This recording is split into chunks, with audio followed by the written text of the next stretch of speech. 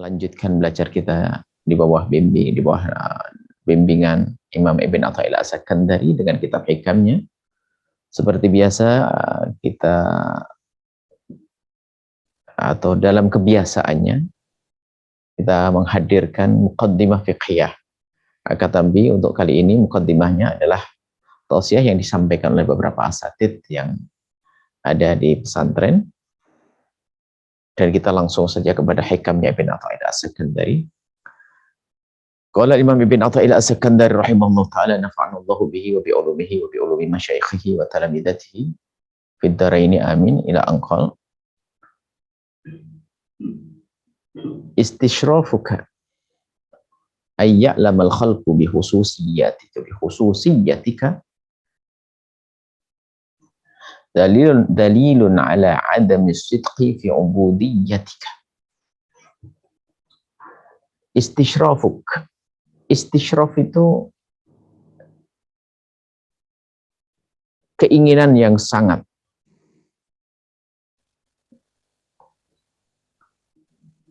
keinginanmu yang sangat, ayya'lamal khalqu, untuk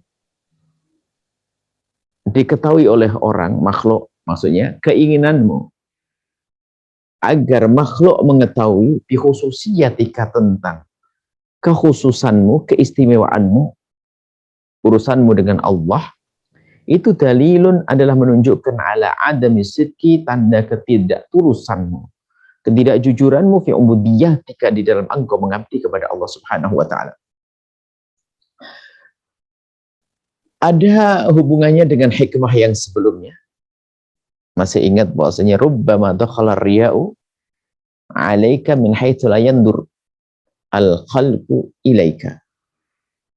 Pada pertemuan yang lalu ada riya, bukan karena dilihat seseorang, akan tapi kadang riya masuk ke hati kita di saat orang tidak ada yang melihat kita.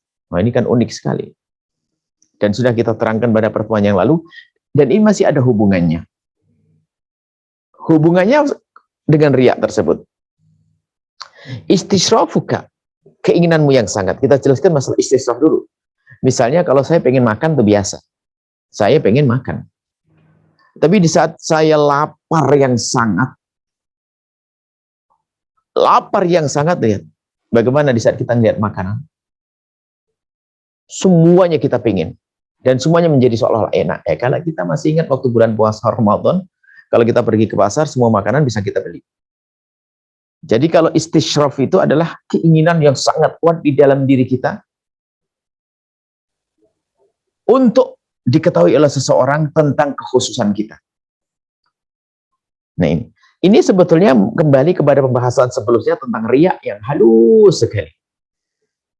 Ada seseorang itu berbuat baik, kemudian oleh Allah dipilih menjadi orang yang istimewa, sehingga mempunyai kekhususan, kisah pribadi yang sangat istimewa antara dia dengan Allah. Kehebatan dalam bangun malam, bisa berpuasa, bisa berbuat baik, bisa baca Quran berjuz-juz, khatam dalam sehari, 2 hari, dan seterusnya. Itu kan kekhususan. Lah kalau seseorang itu di saat diberi oleh Allah kekhususan, lah kok diam-diam dia itu rindu agar orang mengetahui kekhususannya, kelebihannya dia di hadapan Allah, maka ini dalilun menunjukkan ala adami sidqi, bahwasanya dia tidak jujur, tidak serius di dalam mengabdi kepada Allah Subhanahu wa taala. Fi ubudiyyatika. Ini ada hubungannya dengan riya yang tadi. Riya bukan karena dilihat orang. Amal kita sembunyikan. Nggak ada yang tahu. Akan tetapi kita ingin dengan amal tersebut yang merupakan kelebihan seseorang bisa punya amal untuk diketahui oleh seseorang. Nah, di saat dia ingin diketahui oleh seseorang, tentu ada maksud yang tersembunyi di balik hawa nafsunya. Apa itu? Pengen disanjung, pengen dimuliakan, pengen diberi urusan dunia.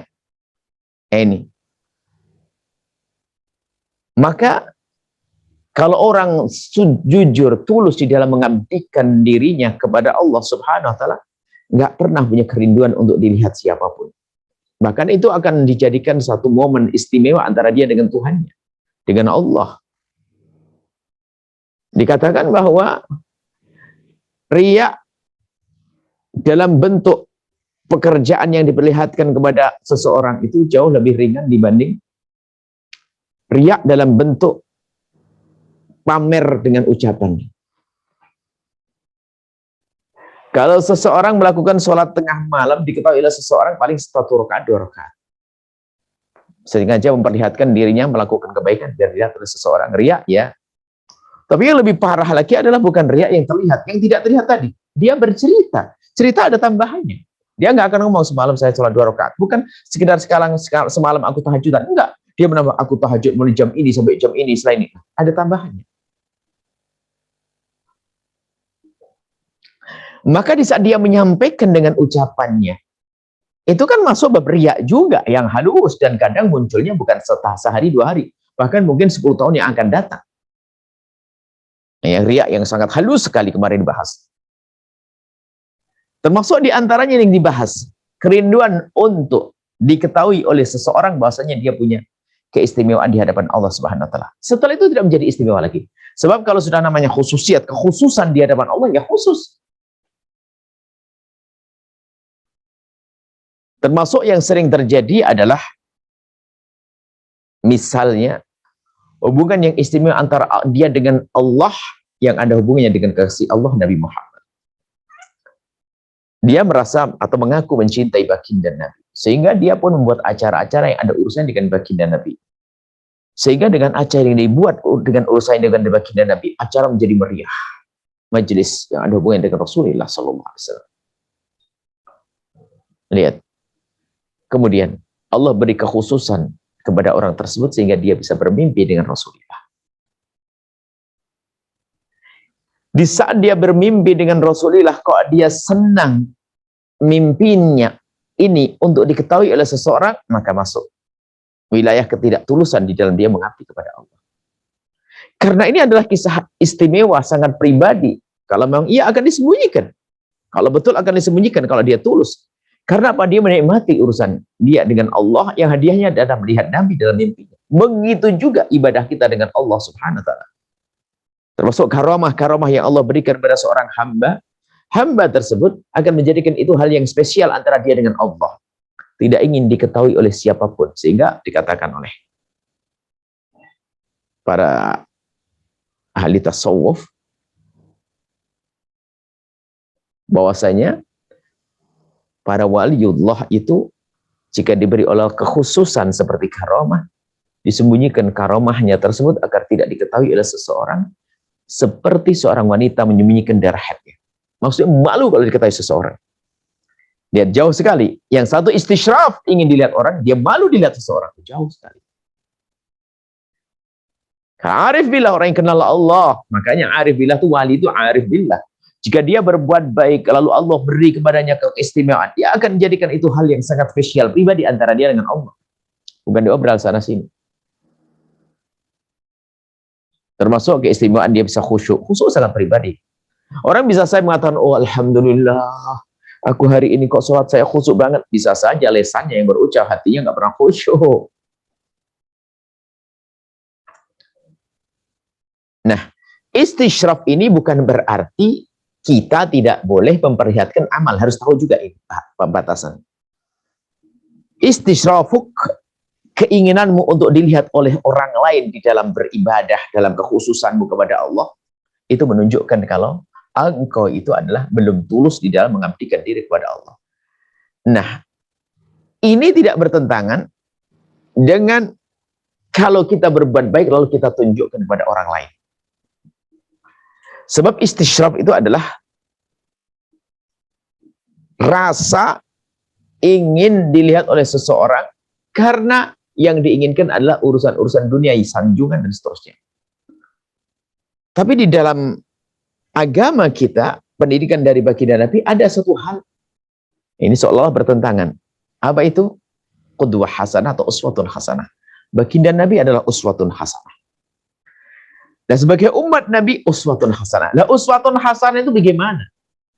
Uswatun hasanah, kalau kita memberi contoh yang baik itu maknanya apa? Kita menampakkan kebaikan kita di hadapan manusia. Agar dilihat. Kalau tidak dilihat, mana mungkin akan muncul satu qudwah hasanah atau uswah hasanah. Ini seolah bertanda, oh tidak, ini beda permasalahan. Para kekasih Allah, dia tidak menampakkan amalnya kecuali sesuai dengan petunjuk syariat. Sesuai dengan petunjuk syariat. Sehingga di saat dia menampakkan amalnya, tujuannya adalah untuk memberi contoh yang baik agar ditiru oleh seseorang, dan disabdakan oleh baginda Nabi, man sanna fil islami sunnatan hasanatan. Barang siapa di dalam Islam itu membuat satu percontohan, memberikan satu contoh yang baik, maka dia akan dapatkan kebaikan. Semua orang yang mengikutinya di dalam kebaikan tersebut tanpa dikurangi sedikit pun dari pahalanya. Yang dilarang istisyraf, merindu agar dilihat oleh orang dia punya kelebihan di hadapan Allah, sehingga orang itu menyanjungnya, memuliakannya. Termasuk dalam jual beli dimurahkannya, mendapatkan hadiah, punya maqam di hadapan Allah. Nah, inilah yang jelek. Sementara orang yang menjadi uswatun hasanah, yang ingin mengajari orang lain lalu menampakkan uswatun hasanah, dia selalu merasa kurang di hadapan Allah, bukan merasa punya kelebihan lalu punya hak untuk dimuliakan, bukan. Dia mendapatkan, dia berhak untuk dimuliakan, bukan itu. Ini sangat berbeda. Makanya sangat halus sekali masalah istisyraf fikih. Istisyraf halus sekali dan halus sekali. Kadang tidak disadari oleh seseorang. Ia bercerita kalau dia mimpi ketemu baginda Nabi, dia menemukan kelezatan, masya Allah aku khusyuk, aku ini. Ini kelebihan dari Allah, nggak perlu ceritakan kepada siapapun. Menceritakan kelebihan-kelebihan yang ada. Yang ada saja nggak pantas diceritakan. Apalagi yang tidak ada, berdusta, mengaku khusyuk, mengaku ketemu Nabi. Ini jauh daripada wilayah kemuliaan. Rendah mereka. Yang benar pun tidak mengobrol kisah tersebut. Yang benar misalnya ketemu Nabi, dia menemukan ketulusan.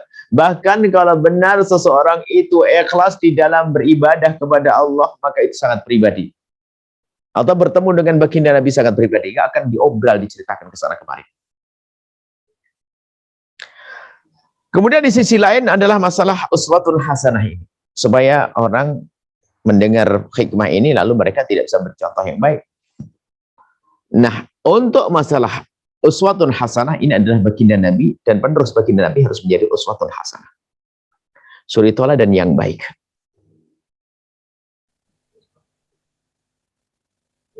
Nah, di saat kita memberi suri dan yang baik, yang harus kita tata adalah tadi digabungkan antara hubbul istisyraf tadi, hubbul itila'in nasi alaiyani, keinginan untuk dilihat oleh orang kepadanya, kerinduan agar dilihat oleh orang, itu harus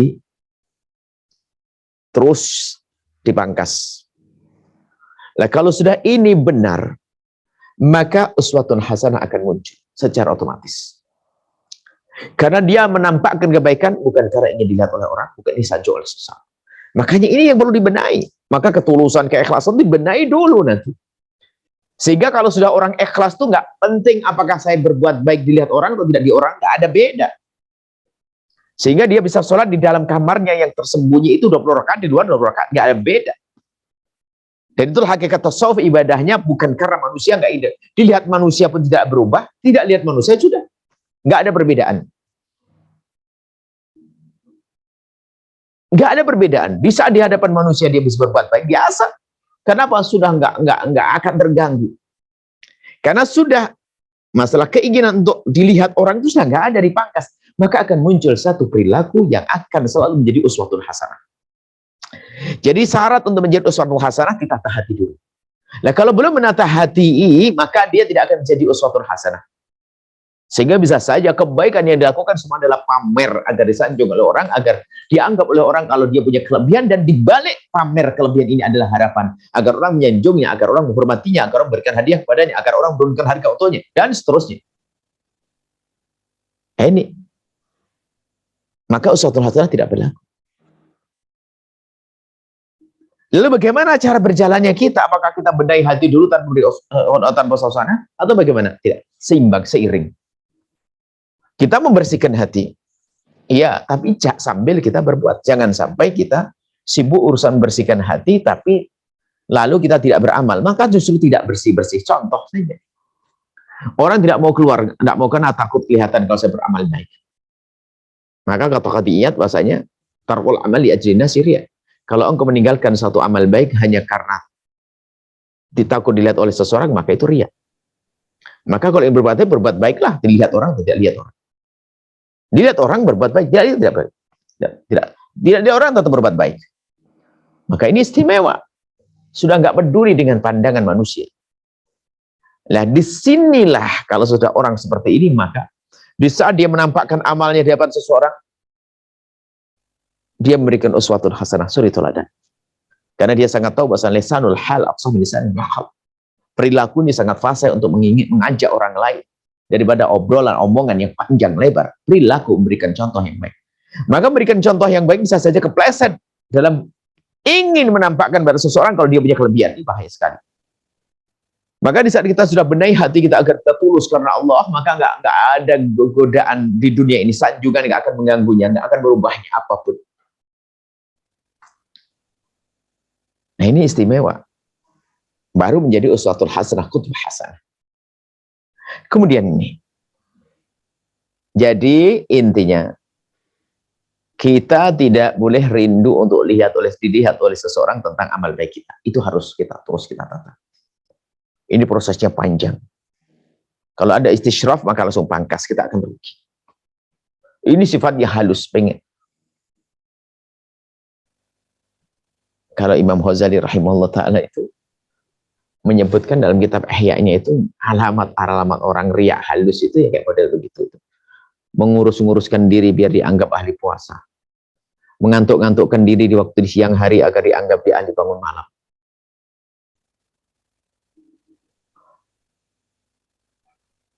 Kalau jalan sengaja melembut-lembutkan perilakunya agar dianggap sebagai orang berakhlak. Loh, itu semua memang baik. Itu hal yang baik kayak menurut. Tapi kalau tujuannya agar dibilang dia orang berakhlak, kan runtuh saat itu. Kan halus sekali. Agar dia disanjung oleh seseorang, dia, oh ini akhlaknya baik banget. Oh Masya Allah. Jadi bisa saja terjadi di antara kita.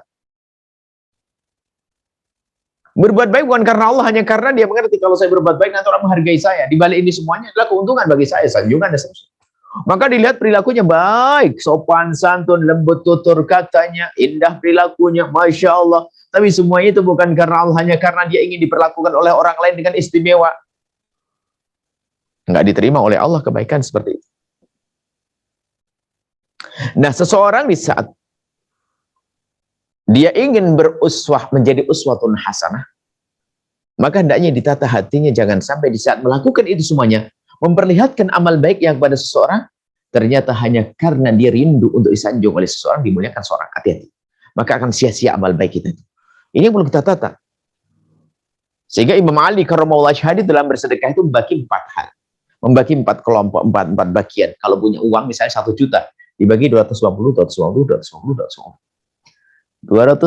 diberikan di siang hari, 250 diberikan di malam hari, 250 diberikan dengan terang-terangan, 250 diberikan dengan sembunyi. Berusaha untuk mencari mana yang bakal dikabul oleh Allah Subhanahu wa ta'ala. Itu Imam Ali. Ketulusannya nggak diragukan lagi, akan tapi pun demikian beliau berusaha untuk menjadikan amalnya ada yang ikhlas dan diterima oleh Allah. Maka dari itu lihat, kalau kita ingin menjadi suri teladan yang baik, harus terus kita tata hati. Jangan sampai kita menampakkan kebaikan kita ini hanya ingin disanjung oleh seseorang karena akhlak kita baik, akhlak kita mulia, bukan itu. Sampai di sini, lihat. Hubbul istisyraf, ingin dilihat oleh seseorang. Kita pangkas. Baru setelah itu adalah kita menjalankan petunjuk syariat bahasanya. Kalau kita punya ilmu, hendaknya kita amalkan dan kita harus beri contoh. Petunjuk syariat.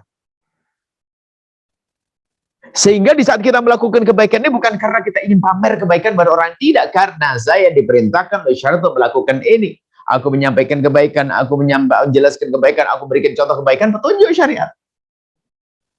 Sehingga jika demikian tidak akan masuk istisraf yang tadi yang dianggap sebagai orang yang tidak tulus, tidak jujur dalam mengabdikan diri kepada Allah Subhanahu wa taala. Nah ini. Maka dengan cara bahwasanya memerangi atau agak memberi uswatun hasanah yang terus dibarengi dengan kesadaran bahwasanya aku tidak boleh rindu sanjungan di balik suri toladan yang aku berikan. Aku tidak boleh mengharap sanjungan di balik suri toladan yang aku berikan. Maka sempurnalah dia, istimewa. Cuman ini hal yang berat. Orang senang si sanjung. Dan ingat, disanjung bukan dosa. Yang dosa adalah mencari sanjungan. Disanjung, manusia boleh senang kok ada bisyarah, kabar gembira dari hamba-hamba Allah menyanjungnya sah. Menunjukkan bahasanya kita perilaku yang benar, itu sah saja. Akan tapi yang tidak boleh adalah kita mencari sanjungan dari orang, menampakkan kebaikan. Amalannya seharusnya karena Allah, tapi karena ingin disanjungkan manusia, itu riya, seperti yang kita bahas pada pertemuan yang lalu. Nah, kembali kepada yang kita sampaikan bahasanya, memberi suri toladan yang baik tidak bertentangan dengan masalah istisyraf tadi. Sebab seseorang akan memberi suri toladan yang baik, hendaknya memang dia sudah memerangi hatinya. Kalau tidak, dia akan hancur. Nah, lalu bagaimana? Apakah satu-satu caranya atau bagaimana? Jawabannya adalah lakukan dua pertanyaan. Maksudnya, apakah kita membersihkan hati dulu agar tidak ada istisyraf kepada makhluk, agar dilihat amalnya makhluk, atau bagaimana? Kita langsung beramal atau bagaimana? Jawabnya adalah beramallah sambil kita memerangi hati, memerangi hawa nafsu kita. Kita beramal sambil kita tata hati kita. Bahkan dikatakan, Imam Ghazali menyebutkan bahkan kalau seandainya seseorang memberikan contoh, ternyata dia bukan karena Allah, hanya karena ingin pamer kebaikan oleh seseorang, memang ini adalah dosa. Akan tapi bisa jadi orang yang menirunya menjadi sangat baik, lalu tulus, kemudian berkat ketulusan orang meniru, maka dia akan menjadi baik. Maka memberi contoh adalah tetap dihimbau dan dianjurkan. Dan memang jelek, kalau memang orang hatinya jelek, memberikan contoh yang baik jelek pada dirinya, tapi untuk umat adalah maslahah. Maslahat akan ditiru kebaikannya. Anggap saja ada seorang membohong, ustadz pendusta, akan tapi perilakunya baik, memberi contoh yang baik, lalu ditiru oleh manusia, maka orang menirunya dengan ketulusan, maka dia orang menjadi baik. Maka berkat kebaikan orang meniru bisa jadi nanti akan menjadi baik. Maka jangan ragu untuk beri contoh yang baik, sambil kita merangi agar kita tidak ada istisyraf, kerinduan untuk dilihat oleh seseorang. Harus seperti itu, terus kita merangi. Jangan sampai rasa takut kita yang berlebihan, takut dilihat orang yang berlebihan, menjadikan kita tidak maju dalam kebaikan, tidak berbuat baik, tidak memberikan contoh yang baik. Seperti contoh, makanya ada seseorang nggak mau pergi ke masjid. Kenapa? Aduh, di pinggir jalan banyak perempuan-perempuan yang ya Masya Allah buka aurat, nanti kalau saya lewat situ saya dosa, daripada dosa mending saya tidak usah ke masjid. Oh, salah. Jawabnya, pergilah ke masjid dan perangilah, tutup matamu agar tidak melihatnya, dapat 2 pahala. Seperti itu. Maka tidak boleh kita rindu atau istisraf kepada dilihat oleh seseorang, tidak oleh amalnya. Di sisi lain kita harus senang berikan contoh yang baik, seiring. Karena apa? Kita belajar ilmu tulus, ilmu ikhlas sambil kita praktikkan, bukan ilmu teori saja. Ikhlasan ilmu hati, dohirnya yang akan dinilai ikhlas itu apa sih? Aku ikhlas dalam apa? Nggak ada amalnya, ya nggak bisa disifati ikhlas dong. Yang namanya ikhlas adalah amal. Saya sholat, babi katakan ikhlas. Saya sedekah, katakan ikhlas. Maka sedekahlah engkau lalu bersihkan hatimu. Sedekahlah engkau maka perbaikilah hatimu. Lakukan ibadah dan jaga hatimu. Seiring. Sehingga seorang berbuat baik, aku diberbuat baik. Terus terus, aku tidak boleh ketahuan seseorang. Tidak boleh ada orang melihatku. Tidak boleh aku bangga dengan sesuatu. Terus diperangi yang demikian itu. Nah, ini namanya mujahadah, jihadun nafsi. Merangi hawa nafsu. Nah, kalau sudah begitu, di saat dia berbuat baik, bukan karena ada istisyraf, bukan karena dia ingin dilihat oleh seseorang. Nah, di saat seperti itu apa? tampaklah pada dirinya adalah sidqul ubudiyati, serius di saat mengabdi kepada Allah SWT. Kenapa? Tidak perlu sanjungan dari siapapun dari bangsa manusia. Dia berbuat baik hanya karena Allah Subhanahu wa taala. Kembali kepada hikmah istisyrafuk. Aya'lamanna al-khalqu, keinginanmu untuk dilihat oleh seseorang di dalam engkau beribadah itu menunjukkan ala adami sidqi fi ubudiyatika, di dalam engkau mengabdikan diri kepada Allah Subhanahu wa taala. Ayo kita koreksi diri kita sendiri. Jangan sampai kelebihan kekhususan yang Allah berikan kepada kita, ternyata diam-diam kita ingin nampakkan itu semuanya kepada seseorang. Runtuhlah kita. Sehingga mencari gelar disebut wali, disebut orang soleh, disebut orang istimewa. Kadang dicari, sengaja dicari. Na'udzubillah. Na'udzubillah. Dan ada orang semacam itu. Sengaja biar talmih, mengisyaratkan kalau dia bangun malam, dia melakukan kebaikan. Setelah mendengar suaranya disebut-sebut, dia ada kebanggaan tersembunyi. Nah, itu orang istisyraf. Runtuh dia, tidak tulus. Nah, ya dulu itu dalil menunjukkan ala adami sidqi, tidak serius, tidak sungguh-sungguh di dalam mengabdikan diri kepada Allah Subhanahu wa taala. Kenapa? Diam-diam dia merindukan sanjungan manusia, dan diam-diam dia ingin dipuji oleh manusia. Maka ikhlas tidak ada di dalam amal semacam itu dan ditolak oleh Allah Subhanahu wa taala. Semoga Allah menjaga hati kita dan memudahkan kita untuk menjadi suri toladan yang baik untuk siapapun. Dan senantiasa menjaga hati kita tetap ikhlas, berbuat hanya karena Allah Subhanahu wa taala. Wallahu a'lam bissawab.